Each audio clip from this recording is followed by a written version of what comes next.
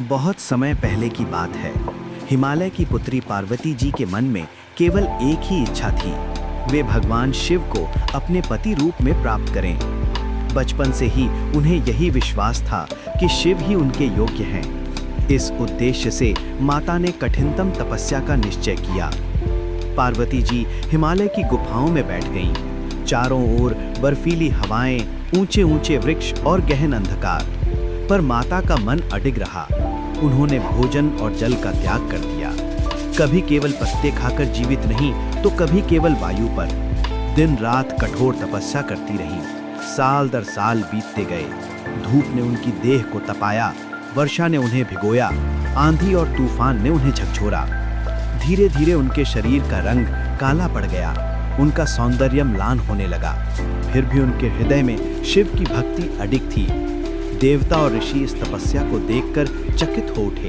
वे सोचने लगे, इतनी कोमल नारी इतनी कठिन साधना कैसे कर पा रही है। परंतु पार्वती जी की लगन अटल थी। आखिरकार भगवान शिव माता की तपस्या से प्रसन्न हुए। वे प्रकट हुए और बोले, हे देवी, तुम्हारी भक्ति और तपस्या से मैं अत्यंत प्रसन्न हूँ। अब मैं तुम्हें अर्धांगिनी के रूप में स्वीकार करता हूँ। आज से तुम सदैव मेरी संगिनी बनोगी। शिव जी के वचन सुनकर माता पार्वती की आंखों से आंसू बह निकले। उनका वर्षों का तप सफल हुआ। इसी समय गंगा जी प्रकट हुई। उन्होंने अपने पवित्र जल से माता को स्नान कराया। जैसे ही गंगा जल उनके शरीर पर गिरा, उनका काला रंग समाप्त हो गया।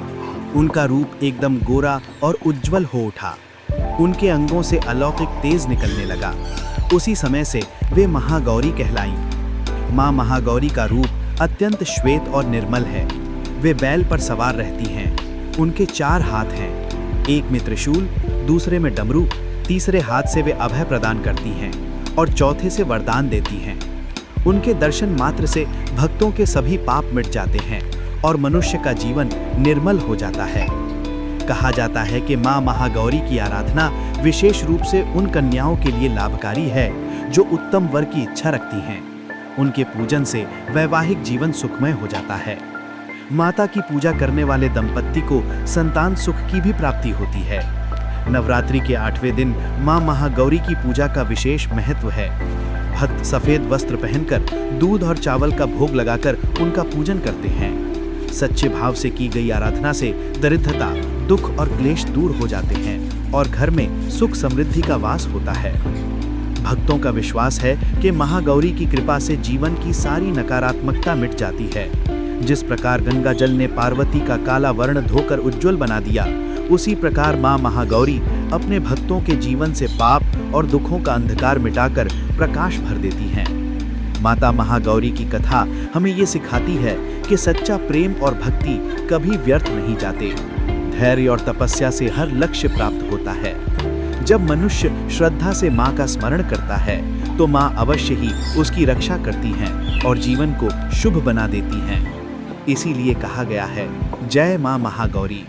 जो सच्चे मन से तुम्हारा ध्यान करे, उसके सभी कष्ट मिट जाते हैं और जीवन में सुख, शांति और समृद्धि का वास होता है।